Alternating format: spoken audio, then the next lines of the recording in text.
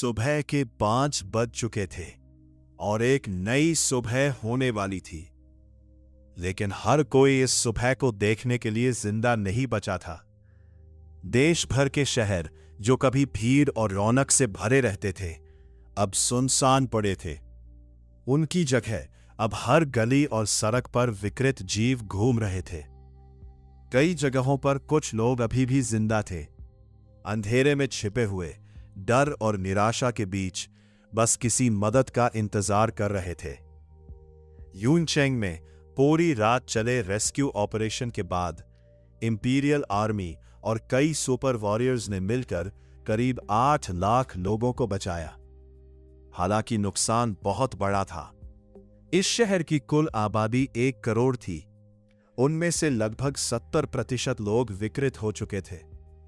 बाकी बचे लोगों में से भी बड़ी संख्या राक्षसों के हमलों में मारी गई। ऐसी स्थिति में एक रात में 8 लाख लोगों को बचा लेना ही दिखाता था कि सेना ने अपनी पूरी कोशिश की थी। यूनचेंग का मुख्य सैन्य शेल्टर शहर के पूर्वी इलाके में बनाया गया था। यह 5 मिलियन स्क्वायर मीटर क्षेत्र में फैला हुआ था और इसकी दीवारें करीब 300 मीटर ऊंची थीं। इसके अलावा इसके नीचे 9 अंडरग्राउंड फ्लोर भी बनाए गए थे, जिनकी वजह से इतने लोगों को वहां रखा जा सका। शेल्टर के अंदर केंद्रीय मीटिंग हॉल में शहर के बचे हुए वरिष्ठ अधिकारी मौजूद थे। एक लंबी मेज के चारों ओर बैठे सभी लोग गंभीर चेहरे के साथ सामने लगे बड़े सैटेलाइट प्रोजेक्शन को देख रहे थे। सबसे आगे एक मध्यम आयु का अधिकारी बैठा था, वर्दी में, कंधों पर 2 सितारे। उसके साथ बाकी सभी अधिकारी भी सैन्य वर्दी में थे।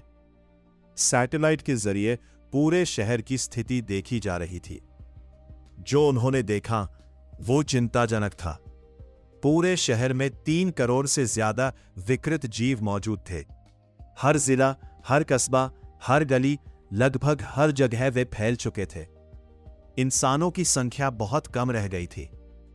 इन विकृत जीवों में ज्यादातर कीड़े, जानवर और पक्षी थे।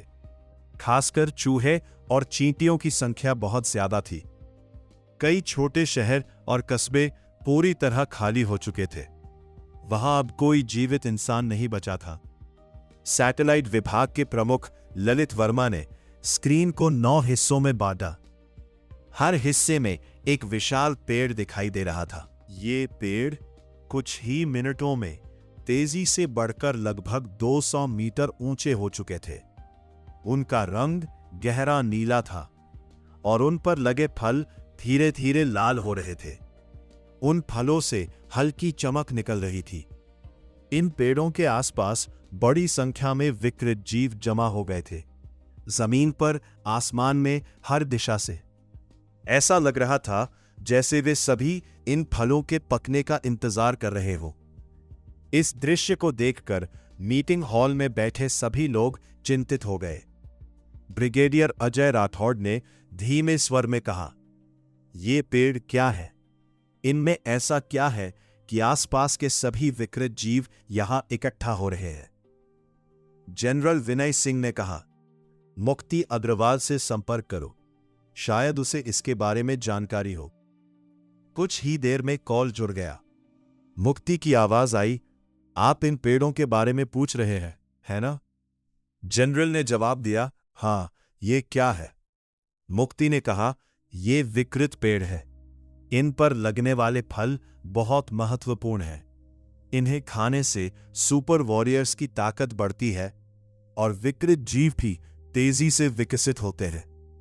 फिर उसने आगे कहा, "मैं अभी शहर के केंद्र वाले पेड़ की ओर जा रही हूं। अगर संभव हो तो उसके आसपास बमबारी करवाई जा सकती है।" जनरल ने जवाब दिया, "हम पहले से इस पर विचार कर रहे हैं।" कॉल समाप्त होते ही उन्होंने तुरंत आदेश दिया कि शहर के केंद्र में मौजूद पेड़ के आसपास रॉकेट हमले की तैयारी की जाए। उसी समय शहर के केंद्र से करीब 2 किलोमीटर दूर एक इमारत की छत पर अर्जुन वर्मा खड़ा था।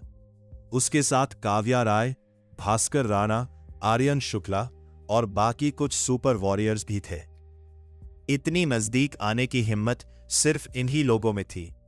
अगर अर्जुन और काव्या उनके साथ ना होते तो वे अब तक उन विकृत जीवों के बीच जिंदा नहीं बचते।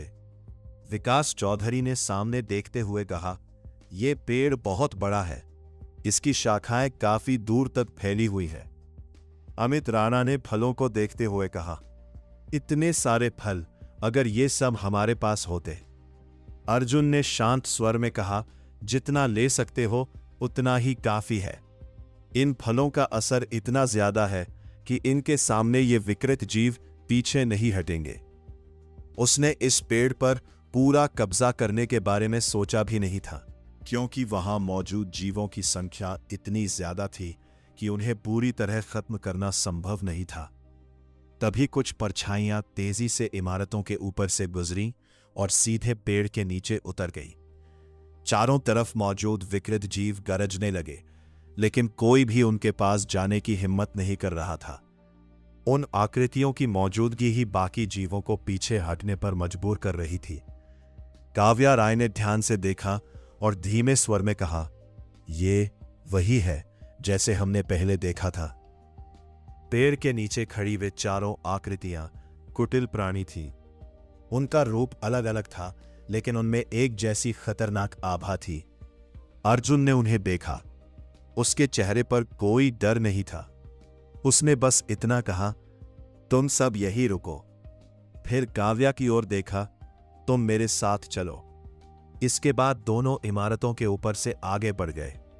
नीचे पेड़ के आसपास लाखों विकृत जीव जमा थे और उनके बीच 4 कुटिल प्राणी खड़े थे। अर्जुन वर्मा काव्या राय के साथ इमारतों के ऊपर से छलांग लगाते हुए आगे बढ़ा और कुछ ही सेकंड में वे दोनों उस विशाल विकृत पेड़ के नीचे उतर गए। उनके जमीन पर आते ही वहां मौजूद चारों कुटिल प्राणियों की नजर तुरंत उन पर टिक गई। उनकी आंखों में एक अजीब सी चमक थी, ठंडी, खतरनाक और खून की प्यास से भरी हुई। वे धीरे धीरे आगे बढ़ने लगे। उनकी लंबी, नुकीली जीभें उनके हथियारों को छू रही थी, जैसे शिकार के लिए तैयार हो रहे हो। अचानक धड़ाम, उनमें से एक काला कुटिल प्राणी अब खुद को रोक नहीं पाया। वो एक अजीब सी चीख के साथ सीधे अर्जुन की ओर झपटा। अर्जुन के चेहरे पर हल्की सी ठंडी मुस्कान आई। मौत खुद चलकर आई है। उसके हाथ में तुरंत थंडर ड्रैगन स्वॉर्ड प्रकट हुई। तलवार के प्रकट होते ही काली बिजली चारों तरफ फैल गई। उसमें इतनी विनाशकारी ऊर्जा थी कि हवा तक कांप उठी। अर्जुन ने बिना रुके तलवार घुमाई और एक विशाल बिजली की तलवार जैसी लहर हवा को चीरती हुई आगे बढ़ी। उसकी गति इतनी तेज थी कि आंखों से देख पाना मुश्किल था। कुटिल प्राणी को अचानक खतरे का एहसास हुआ। उसके शरीर से काला धुआं निकलने लगा और उसने अपने पंजे और ब्लेड से उस वार को रोकने की कोशिश की, लेकिन बिजली की वो लहर बिना रुके उसके शरीर को चीरती हुई निकल गई। एक ही पल में वह कुटिल प्राणी 2 हिस्सों में कट गया। उसका शरीर अंदर से जल चुका था और काला खून जमीन पर फैल गया। एक ही वार में खत्म। अर्जुन के आसपास की बिजली खत्म नहीं हुई, बल्कि और तेज हो गई। धीरे धीरे उसके चारों तरफ 9 बिजली के तारे बन गए, जो ऊपर नीचे घूम रहे थे। उसे देखकर ऐसा लग रहा था जैसे कोई विनाश का देवता खड़ा हो। अर्जुन खुद भी एक पल के लिए हैरान था। यह शक्ति, उसे याद आया, पिछली जिंदगी में उसने ब्लैक ड्रैगन को देखा था, लेकिन उसमें यह बिजली नहीं थी, बल्कि काली आग थी। क्या यह बदलाव मेरे द्वारा उसे निगलने की वजह से है? बाकी बचे तीनों कुटिल प्राणी अब पीछे हट चुके थे। उनकी आंखों में पहली बार डर दिख रहा था। अर्जुन ने उन्हें फिलहाल नजरअंदाज किया। उसने अपने पीछे के 2 काले ड्रैगन को आदेश दिया और वे तुरंत आगे बढ़े। अभी मारे गए कुटिल प्राणी के शरीर को निगलने लगे। कुछ देर बाद अर्जुन ने पीछे खड़ी काव्या की ओर देखा। बाकी तुम खा लो। काव्या एक पल के लिए चौंकी। फिर उसके चेहरे पर खुशी साफ दिखने लगी। धन्यवाद ब्लैक ड्रैगन। वो तुरंत अपने लोमड़ी वाले रूप में आई और बाकी बचे शरीर को खाने लगी। चारों तरफ मौजूद विकृत जीव अब भी वहीं खड़े थे। डर उनकी आंखों में था, लेकिन वे पीछे नहीं हट रहे थे, क्योंकि विकृत फल की लालसा उनके डर से ज्यादा मजबूत थी। उसी समय यून चेंग के सैन्य शेल्टर के मीटिंग हॉल में सैटेलाइट स्क्रीन पर यह सब साफ दिखाई दे रहा था। जनरल विनय सिंह की आंखों में गुस्सा भर गया। यही है वो। उन्होंने तुरंत कम्युनिकेशन उठाया। रॉकेट यूनिट सुनो, 30,000 रॉकेट तैयार करो, शहर के केंद्र को पूरी तरह कवर करो और उस राक्षस को खत्म कर दो। दूसरी तरफ से जवाब आया, जी सर, 3 मिनट में लॉन्च शुरू होगा। तभी सूचना विभाग का अधिकारी अंदर आया। सर, अग्रवाल ग्रुप की तरफ से संदेश आया है, वे मदद भेजना चाहते हैं। जनरल ने पूछा, कैसी मदद? अधिकारी ने धीरे से कहा, प्राचीन योद्धा। कमरे में सन्नाटा छा गया। क्या सच में? जनरल ने आश्चर्य से पूछा। अधिकारी ने सिर हिलाया। जी, वे 3 इनैट लेवल के प्राचीन योद्धा भेज सकते हैं और यहां सुपर वॉरियर अलायंस बनाना चाहते हैं। जनरल ने तुरंत कहा, मदद स्वीकार करो। उसी समय शहर के केंद्र से करीब 5 किलोमीटर दूर एक ऊंची इमारत की छत पर मुक्ति अग्रवाल खड़ी थी। उसके साथ मिहिर, अरविंद चौहान, ज्योति वर्मा और मीरा चौहान मौजूद थे। सभी की नजरें शहर के केंद्र की ओर थीं। अरविंद चौहान बार बार मीरा पर नजर रख रहा था। उसे शक था कि उसकी बेटी अर्जुन के लिए काम कर रही है। मीरा ने यह महसूस किया और मन ही मन सोचा, अब तो पापा भी मुझ पर भरोसा नहीं करते। वो चाहती थी अर्जुन को चेतावनी दे, लेकिन उसे मौका ही नहीं मिला। तभी मुक्ति के फोन पर कॉल आया। जनरल विनय सिंह थे। रॉकेट 3 मिनट में पहुंचेंगे, तुम लोग सुरक्षित हो ना? मुक्ति ने कहा, हम काफी दूर हैं, कोई खतरा नहीं।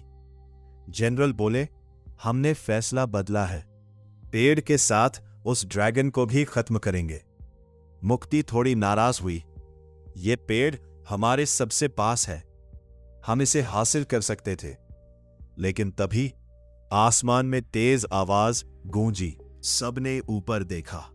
पूरा आसमान रॉकेट से भर चुका था। एक के बाद एक लहरों में शहर के केंद्र की ओर बढ़ते हुए। मुक्ति ने गहरी सांस ली। ठीक है, जो होना है अब होगा। पास खड़ा मिहिर हल्का सा भौहे सिकोड़ते हुए बोला, तुम लोग ब्लैक ड्रैगन को मारना चाहते हो? अरविंद चौहान ने उसकी तरफ देखा तो मिहिर ने साफ कहा, मैं उसका दुश्मन नहीं बनूंगा। अगर तुम उसे मारना चाहते हो तो मुझे इसमें मत शामिल करना। दूर शहर के केंद्र में अर्जुन वर्मा खड़ा था। उसके चारों तरफ 9 बिजली के तारे घूम रहे थे और आसमान से मौत बरसने वाली थी। अब सवाल यह है, क्या अर्जुन वर्मा इन हजारों रॉकेट्स के हमले से बच पाएगा, या इस बार उसकी ताकत भी कम पड़ने वाली है? और जो 4 कुटिल प्राणी वहां मौजूद हैं, क्या वे भी इस तबाही में खत्म हो जाएंगे, या असली खतरा अभी बाकी है? साथ ही अग्रवाल ग्रुप के प्राचीन योद्धाओं की एंट्री इस लड़ाई को किस दिशा में ले जाएगी, ये देखना भी काफी दिलचस्प होगा। आगे क्या होने वाला है, ये जानने के लिए जुड़े रहिए। अगर आपको ये एपिसोड पसंद आया हो तो कमेंट में जरूर बताइए कि आपको कौन सा हिस्सा सबसे ज्यादा पसंद आया और आप आगे क्या देखना चाहते हैं। मिलते हैं अगले एपिसोड में।